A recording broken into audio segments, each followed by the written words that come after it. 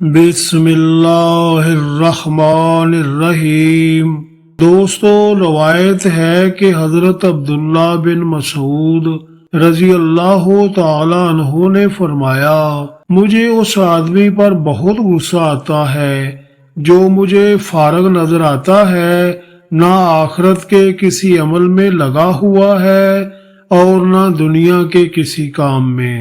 حضرت عبداللہ بن مسعود رضی اللہ تعالی عنہ نے فرمایا، مجھے تم میں سے کوئی آدمی ایسا نہیں ملنا چاہیے جو رات کو مردہ پڑا رہے اور دن کو قطرب کیڑے کی طرح بھٹکتا پھرے، یعنی رات بھر تو پڑا سوتا رہے اور دن میں بھی دنیا کے کاموں میں خوب بھاگ دوڑ کرے۔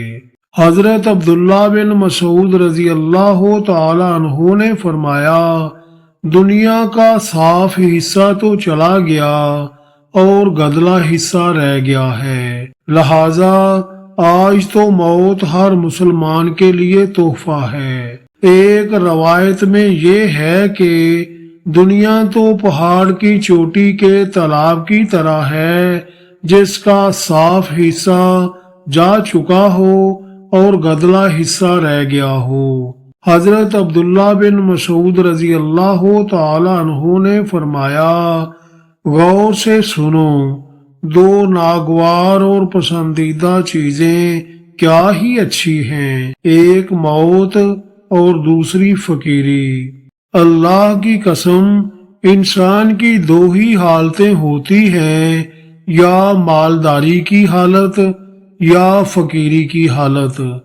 مجھے اس کی کوئی پرواہ نہیں ہے کہ ان دونوں میں سے کون سی حالت میں مجھے مبتلا کیا جائے۔ اگر مالداری کی حالت ہوگی تو میں اپنے مال کے ذریعے سے لوگوں کے ساتھ غم خواری اور مہربانی کا معاملہ کروں گا، یوں میں اپنے اللہ کا حکم پورا کروں گا۔ اگر فقیری کی حالت ہوگی تو صبر کروں گا اور یوں اپنے اللہ کا حکم پورا کروں گا۔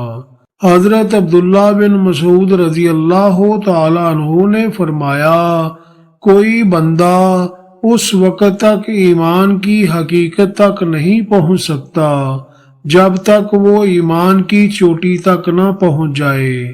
بندہ اس وقت تک ایمان کی چوٹی تک نہیں پہنچ سکتا جب تک کہ اس کے نزدیک فقیری مالداری سے اور چھوٹا بننا بڑا بننے سے زیادہ محبوب نہ ہو جائے، اور اس کی تعریف کرنے والا اور برائی کرنے والا دونوں اس کے نزدیک برابر نہ ہو جائیں، یعنی بندہ نہ تو تعریف سے اثر لے اور نہ ہی برائی سے اثر لے۔ حضرت عبداللہ بن مسعود رضی اللہ تعالی عنہ کے شاگردوں نے اس کی وضاحت کرتے ہوئے بتایا کہ اس کا مطلب یہ ہے کہ حلال کمائی کے ساتھ فقیر حرام کمائی کی مالداری سے اور اللہ کی اطاعت کرتے ہوئے چھوٹا بننا اللہ کی نافرمانی کے ساتھ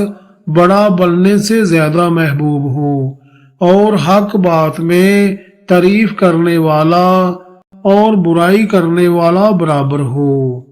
حضرت عبداللہ بن مسعود رضی اللہ تعالی عنہ نے فرمایا کہ اللہ کی ملاقات کے بغیر مومن کو چین نہیں آ سکتا، اور جس کا چین اور راحت اللہ کی ملاقات میں ہے تو سمجھ لو کہ اس کی اللہ سے ملاقات ہو گئی۔ حضرت عبداللہ بن مسعود رضی اللہ تعالی عنہ نے فرمایا کہ تم میں سے کوئی آدمی دین میں کسی زندہ انسان کے پیچھے ہرگز نہ چلے، کیونکہ زندہ آدمی کا کیا اعتبار نامعلوم کب تک ایمان کی حالت میں رہے اور کب کافر ہو جائے۔ تم خود براہ راست قرآن و حدیث سے اپنے لیے کوشش کر کے دینی رہنمائی حاصل کرو اور کسی کے پیچھے نہ چلو۔ اگر ایسا نہ کر سکو اور تم ضرور ہی کسی دوسرے کی اقتدا کرنا چاہو تو پھر ان لوگوں کی اقتدا کرو جو دنیا سے جا چکے ہیں، کیونکہ زندہ آدمی کے بارے میں کوئی اطمینان نہیں کہ کب کسی فتنہ میں مبتلا ہو جائے۔ حضرت عبداللہ بن مسعود رضی اللہ تعالی عنہ نے فرمایا، تم میں سے کوئی آدمی ہرگز امہ نہ بنے۔ لوگوں نے پوچھا، اے ابو عبد الرحمن، امہ کون ہوتا ہے؟ آپ رضی اللہ تعالی عنہ نے فرمایا، امہ وہ ہوتا ہے جس کی اپنی عقل سمجھ کچھ نہ ہو اور یوں کہے کہ میں تو لوگوں کے ساتھ ہوں، اگر یہ ہدایت والے رستہ پر چلیں گے تو میں بھی ہدایت والے رستہ پر چلوں گا، اگر یہ گمراہی والے راستہ پر چلیں گے تو میں بھی گمراہی والے راستہ پر چلوں گا۔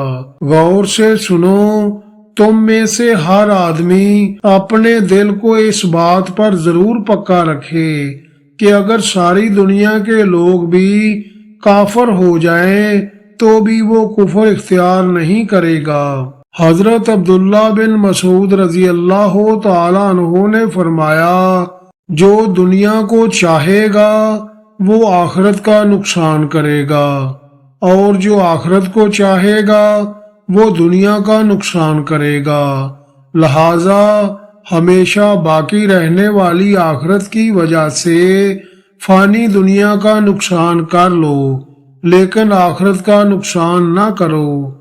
حضرت عبداللہ بن مسعود رضی اللہ تعالی عنہ نے فرمایا، جو دنیا میں دکھاوے کی وجہ سے عمل کرے گا، اللہ قیامت کے دن اس کے گناہ اور عیوب لوگوں کو دکھائیں گے۔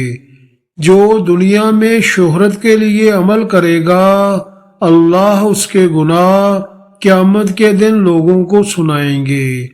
جو بڑا بننے کے لیے خود کو اونچا کرے گا، اللہ اسے نیچا کریں گے۔ جو عاجزی کی وجہ سے خود کو نیچا کرے گا، اللہ تعالیٰ اسے بلند کرے گا۔